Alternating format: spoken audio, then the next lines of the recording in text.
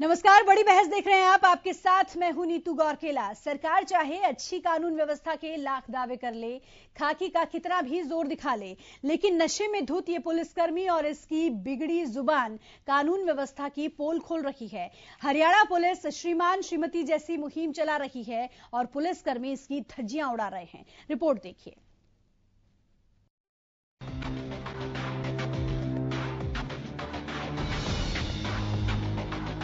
सरकार चाहे अच्छी कानून व्यवस्था के लिए लाख दावे कर ले, खाकी का कितना भी जोर दिखा ले, लेकिन जमीनी हकीकत तो कुछ और ही बयां कर रही है। शराब के नशे में धुत पुलिसकर्मी और इसकी बिगड़ी हुई जुबान साफ बयां कर रही है नशे में खाकी को। दरअसल हरियाणा पुलिस श्रीमान श्रीमती कहकर आम पब्लिक को डील करने की एक मुहिम चला रही है। तो वहीं गौर से देखिए इन तस्वीरों को, कैसे पुलिसकर्मी सरेआम इस मुहिम की धज्जियां उड़ा रहा है। अब जरा फिर से एक बार इस ऑडियो को सुनिए। एक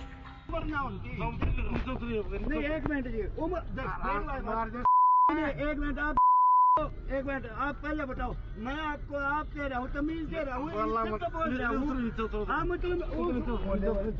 बंद करो जनाब। आप ये तो बताओ सर,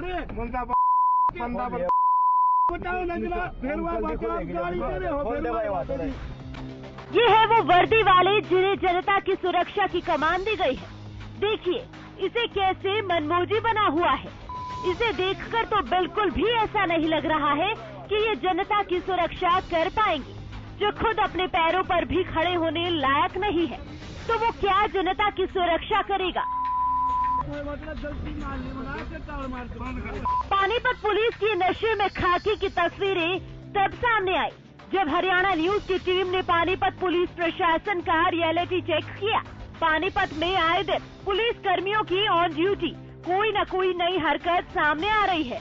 हम अब तक लगातार पानीपत पुलिस की एक एक हरकतों को पहुंचा रहे हैं, लेकिन बावजूद इसके न तो ये सुधर रहे हैं और न ही इन पर कोई सख्त कार्रवाई की जाती है।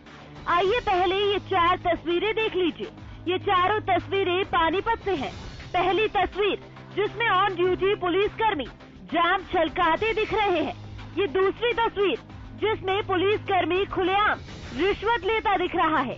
अब ये तीसरी तस्वीर है जिसमें पुलिसकर्मी के सामने महिला की पिटाई हो रही है, लेकिन पुलिसकर्मी इस पर ये बोलकर बचने की कोशिश कर रहा है कि इनका आपस का मामला है। एक तस्वीर और देखिए इन श्रीमान की जो गाली गलौज कर रहे हैं। एएसआई अनिल जो स्मालखा पुलिस थाने में तैनात है। आपको बता दें कि पुलिस के व्यवहार को लेकर पहले भी कई बार टिप्पणियां हो चुकी हैं, लेकिन आज तक पुलिस के व्यवहार में कोई बदलाव नहीं आया। और ये वायरल वीडियो इस बात का सबूत है कि पुलिस कर्मी को किसी की परवाह नहीं है। वो इतनी बुद्धिवादियां गालियां निकाल रहा है जिसको सुनकर आप दांतों तले उंगलियां दबा लेंगे। एक मिनट आप पहले बताओ, मैं आपको आप कह रहा हूँ, तमीज दे रहा हूँ।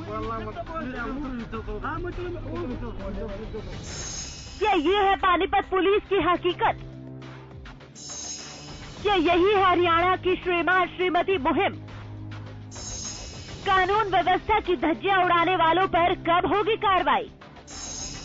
क्या जनता के रखवालों का ये है सच? ऐसे पुलिसकर्मी के रहते सुरक्षित होगा प्रदेश? पानीपत पुलिस की हकीकत क्या है वो तस्वीरें खुद बयां कर रही है, और ये तस्वीरें ये भी बताने के लिए काफी है कि कानून व्यवस्था का कचरा क्यों हुआ पड़ा है। ऐसे में अब देखना ये होगा कि आने वाले वक्त में भी कानून व्यवस्था और लोगों की सुरक्षा के साथ यूं ही मजाक होता रहेगा, या फिर कानून का कचरा करने वाले पुलिसकर्मी पर कार्रवाई भी होगी। पानीपत के लिए जितेंद्र शर्मा की रिपोर्ट, हरियाणा न्यूज।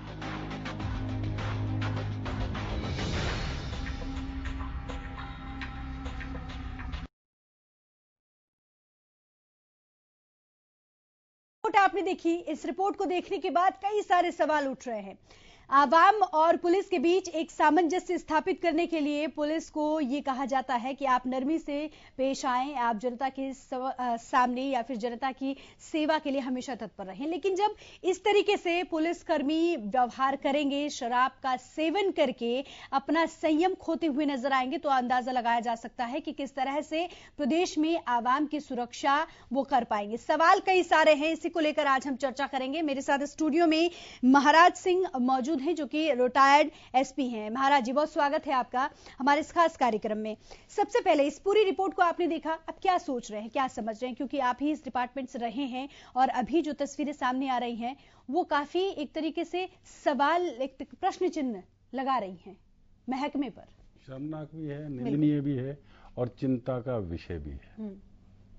मैं थोड़ा पीछे आपको ले जाऊं पुलिस के मामले में जी। पुराने समय में पुलिस की दस्तार, रफ्तार और गुफ्तार ये मशहूर होती थी। दस्तार से मतलब है पगड़ी, यूनिफॉर्म कह लीजिए। यूनिफॉर्म में जब आम आदमी, ये टेरिकॉट तो बाद में आई है, पहले खद्दर की वो होती थी, सूती कपड़े की होती थी। तो पुलिस एक ऐसी थी आर्मी को छोड़ के जिसके कपड़ों में, जिसे हम कलफ बोलते हैं या माया कहते हैं, जो लगाते थे, तो वो कड़क यूनिफॉर्म होती थी, लोगों से हटके होती थी। दूसरी बात, जो मैं रफ्तार की बात कर रहा हूं, सेहत अच्छी होती थी तो ही रफ्तार अच्छी होती थी। गुफ्तार से मतलब है बातचीत का लहजा। जब आदमी में सेल्फ कॉन्फिडेंस होता है, नॉलेज होती है, तो उसका गुफ्तार भी अच्छी होती है। आज इन तीनों चीजों में डिटेरियोरेशन आई है पुलिस के मामले में, तो ये चिंता का विषय तो है। लेकिन सर, जो हम तस्वीरें, मैं उसी पे आ रहा हूं मैं, कि जो अब ये गाली गुफ्तार है, देखिए जब आपके पास तर्क होते हैं, तर्क होता है नॉलेज से, तर्क नहीं होता तो आप गुस्से में आके या फिर आप गलत भाषा का इस्तेमाल शुरू कर देते हो। जब तक आपके पास तर्क होते तो आप सही संयम से बात करते रहते हो। अब जब आपके पास नॉलेज ही नहीं है तो आपके पास संयम भी नहीं रहेगा। ये तो हुआ जो एक आम बात है। दूसरी बात, जो आज पुलिस की कार्यशैली है वो एक तरह से दूसरी तरफ लग गई है। वो दुनिया को धमका के कैसे भी, वो एक्सटॉर्शन के चक्कर में लगी हुई ज्यादातर। मैं सबके लिए नहीं कह रहा, लेकिन पुलिस का जो हम आम देख रहे हैं, आप भी देख रहे हो, यहाँ जो चौक पे कहीं भी कोई कांस्टेबल खड़ा है, वो ट्रैफिक चेकिंग में पैसे लेने के अलावा कुछ नहीं कर रहे हो, जबकि उनको ट्रैफिक चेकिंग की छूट भी नहीं है। उसके लिए सीनियर अधिकारी चाहिए। वो यहाँ पे आप देखोगे किसी भी टाइम पे वो चेक करते रहते हैं। यहाँ की बात नहीं, हर जगह की है। 4 तस्वीर तो आपने पानीपत की दिखाई, अलग अलग दिखाई। अब जिस आदमी ने औरत के बारे में ये कहा कि इनका घरेलू मामला है, जबकि अब तो डोमेस्टिक वायलेंस का भी एक अलग से एक्ट बन चुका है। और फिर प्रिवेंशन जो है, जब वो मारपीट हो रही है तो कितने, उसकी कोई डिग्री थोड़ा ही है। लेकिन सर, सवाल ये है कि जिसके कंधों में जिम्मेदारी है, खाकी के कंधों पे जिम्मेदारी है कि आप समाज को सही दिशा में लेकर जाएंगे, आप लोगों के साथ में व्यवहार अच्छा रखेंगे, समाज से जितनी भी बुराइयां हैं, बुराइयां का मतलब है कि जिस तरीके से लोग उत्पात मचाते हैं और उस तरीके से रक्षा करेंगे, सेवा करेंगे। लेकिन अगर आप ही कह रहे हैं कि अगर बोलने में संयम नहीं रहेगा और लोगों के अंदर कॉन्फिडेंस, खाकी के अंदर या पुलिसकर्मियों के अंदर कॉन्फिडेंस नहीं रहेगा, तो फिर ये कैसे सुरक्षा दे पाएंगे? ये भी बड़ा सवाल है जब आप ही इस बात को मान रहे हैं। मैं हरियाणा की बात करूं, सॉरी, पिछले 4-5 साल में आपने भी देखा है, आपके चैनल से सवाल भी उठते रहे हैं कि लॉ एंड ऑर्डर की तरफ कोई गौर नहीं है और पुलिस एक तरह से बैकफुट पे है। हमारे जो हरियाणा के आज के मुख्यमंत्री हैं वो भी हल्के बयान देते हैं, आपने भी देखा होगा। आपके चैनल पे कई बार ये बात उठी है। एक किसी प्रदेश का मुखिया अगर हल्के बयान देता है तो उसे भी शोभा नहीं देता, उस प्रदेश को भी शोभा नहीं देता। तो आप ये कहना चाह रहे हैं कि सरकार का कोई कंट्रोल नहीं है? नहीं, कंट्रोल की तो आप बताइए ना। यहाँ पे आर्मी बुलाई गई। सवाल तो उन अधिकारियों पर भी उठ रहा है ना, पुलिस वालों पर सवाल। आप देखिए, सवाल सीधा सा है, जिम्मेदारी की हम बात कर रहे हैं, जिसके ऊपर जिम्मेदारी है, अगर वो उसको सही तरीके से निर्वहन नहीं करेगा तो सवाल उसी पर उठेंगे। मैं उसी बात पर आ रहा हूँ। ये तो मैंने मुख्यमंत्री महोदय की बात की। जब हरियाणा जला, जिस डीजीपी के टाइम में हरियाणा जला, उसे इन्होंने पारितोषिक दिए, रिटायरमेंट के बाद अच्छी पोस्टिंग दी। जिन्होंने एक बार हरियाणा को बचाया, उनको हटा के उनको सजा के तौर पे दूसरी पोस्टिंग दी गई।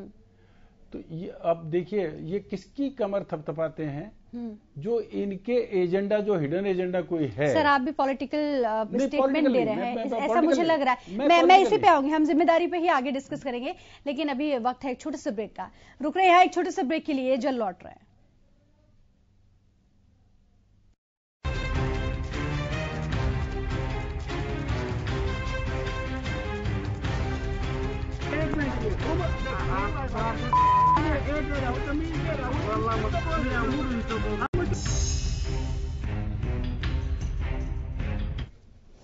ब्रेक के बाद एक बार फिर से आप सभी का स्वागत है। नशे में खाकी और इस खुमार को कैसे दूर किया जाए, किसका जिम्मा बनता है, किसकी जिम्मेदारी बनती है, क्योंकि आम आवाम इसमें सफर कर रही है, या फिर कहें कि आम आवाम को ये सब झेलना पड़ रहा है। एक बुजुर्ग के साथ में कार में एक एएसआई आता है और उसके बाद बुजुर्ग के साथ बदसलूकी करता है, उसके साथ गाली गलौज करता है।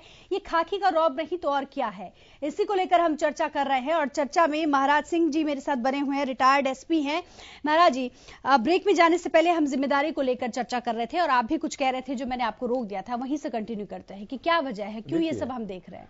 आप उसे पॉलिटिकल तरफ ले गए, मैं पॉलिटिकली बात नहीं कर रहा था, क्योंकि जो हमारा मुखिया है आज, वो पॉलिटिकली तो हैं। उसके बाद जिनको जिम्मेवारी डीजीपी को दी जाती है, उससे नीचे आईजी हैं, एसपीज हैं।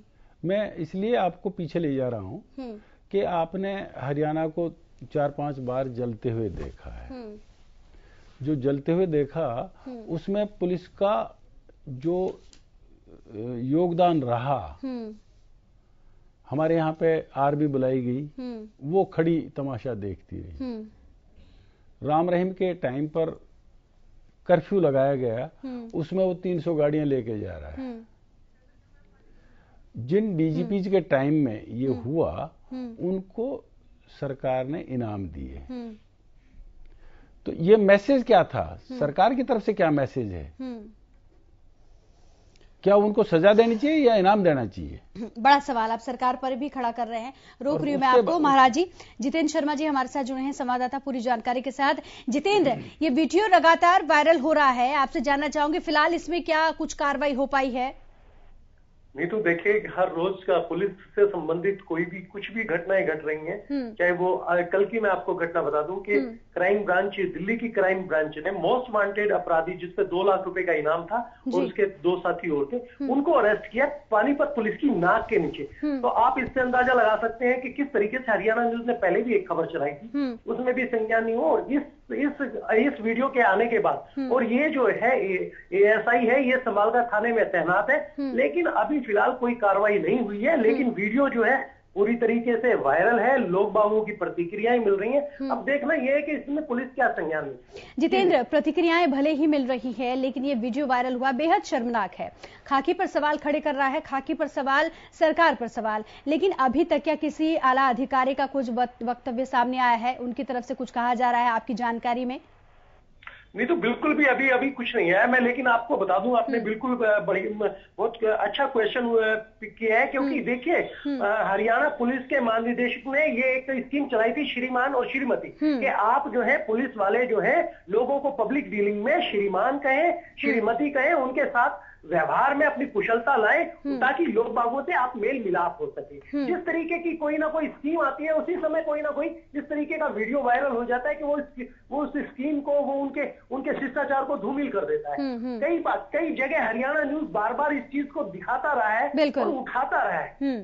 जी नहीं तो बिल्कुल। एक आखिरी सवाल और जितेंद्र, यहाँ पर ये जो हम घटनाएं लगातार देख रहे हैं ये पिछले एक हफ्ते की है। आप देखिए 9 तारीख को इसी तरीके से हुआ कि एक ऑफिस में, लोकायुक्त के ऑफिस में चौकीदार से अगर शराब और नमकीन नहीं लेकर आया तो उसके बाद यहाँ पर पुलिस वाले ने हंगामा किया। फिर उसके बाद हमने देखा कि पीसीआर वैन के अंदर जाम छलकाया गया। फिर सड़क में एक महिला के साथ में इस तरीके से बयानबाजी कि ये घर का मामला है। तो ये एक हफ्ते के अंदर जो ये मामले आए हैं, इन मामलों के बाद भी यहाँ पर जो बड़े अधिकारी हैं वो नींद में सोए हुए हैं, ये उन पर भी सवाल है जितेंद्र। बिल्कुल नहीं तो बिल्कुल ठीक कहा। किसी दिन भी ले लीजिए, जिस दिन हरियाणा न्यूज ने प्रत्येक दिन का एक हफ्ते का रिकॉर्ड बताने, एक एक दिन के लेके, लेकिन अभी तक कोई भी कार्रवाई नहीं हुई। देखिए जो हमने दिखाया था पीसीआर, किस तरीके से पीसीआर टोल प्लाजा पे खड़ी है, उसमें कोई ड्राइवर नहीं है, उसमें कोई संज्ञान नहीं हुआ। दूसरा जो है एक व्यक्ति जो चौकीदार करता था उसके साथ मारपीट होती है, उसमें कोई कार्रवाई नहीं हुई। एक महिला के साथ छेड़खानी वाला मामला होता है, उसमें मतलब कोई भी, सिर्फ अगर वर्जन मिलता है तो हमें ये वर्जन जरूर मिलता है कि हम इस मामले की जांच कर रहे हैं, कार्रवाई होगी। और लेकिन बीजेपी का जो राज्य है उसको भी उसका जो है कि हमारे यहाँ जो है बड़ा ही शानदार। चलिए, बहुत शुक्रिया जितेंद्र तमाम जानकारी के लिए। बड़ा सवाल अपने आप में खड़ा हो रहा है, एएसआई जिस तरीके से अभद्रता करता है और उसके बाद लगातार हम जो घटनाएं देख रहे हैं पानीपत की ही हैं ये तमाम चारों की चारों घटनाएं, और उसके बाद इन घटनाओं के बाद जो बड़े अधिकारी हैं, जो बड़ी कुर्सियों पर बैठे हैं, उन पर सवाल उठ रहे हैं। महाराज जी, आपके पास आना चाहूंगे, आप क्या कहेंगे? एएसआई लेवल का एक पुलिसकर्मी इस तरीके का करता है और हम पीसीआर वैन में देखते हैं उसमें कोई ज्यादा बड़े अधिकारी नहीं होते हैं जिनके पास ज्यादा स्टार होते हैं, 3 स्टार 2 स्टार, वो छोटे से एक तरीके से कहीं जवान होते हैं। तो ये घटनाएं जब हम देखते हैं तो सवाल वहां तक भी जाते हैं कि वो क्या कर रहे हैं, वो कुर्सियों पर बैठे हैं। हाँ, बहुत अच्छा सवाल है। मैं इसे इंटेलिजेंस के साथ जोड़ूं, जो खुफिया तंत्र की अगर हम बात करें या सोर्सेज की बात करें, अब देखिए ये बातें चल के गुड़गांव पहुंच गई पानीपत से, लेकिन एसपी पानीपत, डीएसपी पानीपत को ये बातें नहीं पहुंची। इसका मतलब ये है कि उन्होंने खुफिया तंत्र की तरफ गौर ही नहीं किया। दूसरी बात, मैं खुफिया तंत्र के अलावा एक बात करूं, आज जो ये आईटी का जमाना है, व्हाट्सएप ग्रुप, आपके भी कई ग्रुपों में मेंबर आप होंगे, जो वहां एसएचओ बैठे हैं, जो वहां डीएसपी बैठे हैं, जो एसपी बैठे हैं, उन्होंने क्या अपने क्षेत्र में ऐसे व्हाट्सएप ग्रुप बना रखे हैं कि कोई भी बात वायरल हो तो उसकी मैसेज इनके पास भी आ जाए? एक नेट ही तो है ये, कि जो पहले खुफिया तंत्र के लिए नेट होता था, जिनको हम कहते थे कि भाई उनके ये सोर्सेज हैं पुलिस के, पुलिस को जो एसपी है उसे सीक्रेट फंड मिलता है सोर्सेज डेवलप करने के लिए। और आज ये जो आईटी का जमाना है, इसमें वो अगर गांव के मुखियाओं को, गांव के इन्फॉर्मर को जोड़ के एक एक ग्रुप बना लें, एसएचओ अपने लेवल पर बना ले, डीएसपी सर वही सवाल है ना, करने को तो आप बहुत कुछ कर ले, लेकिन जब आप करना ही नहीं चाहते तो उसमें आप क्या कर लेंगे? मैं तो उसको एक ही कहता हूँ। फिर आप कहोगे पॉलिटिकल कर रहे हो उसे। जब पॉलिटिकल जो आका हैं उनको लॉ एंड ऑर्डर की प्रॉब्लम नहीं है तो एसपी, डीएसपी या डीजी को क्यों प्रॉब्लम? चलिए समय का अभाव है महाराज जी, वरना हम इस चर्चा को आगे बढ़ाते। बहरा बहुत शुक्रिया आपका हमारे साथ जुड़ने के लिए। तो आखिर कब ये दशा सुधरेगी, कब ये पुलिसिया महकमा सही तरीके से अपने कार्य का निर्वहन करेगा और कब अधिकारियों की नींद खुलेगी, ये बड़ा सवाल है। इसी के साथ मुझे दीजिए इजाजत, नमस्कार।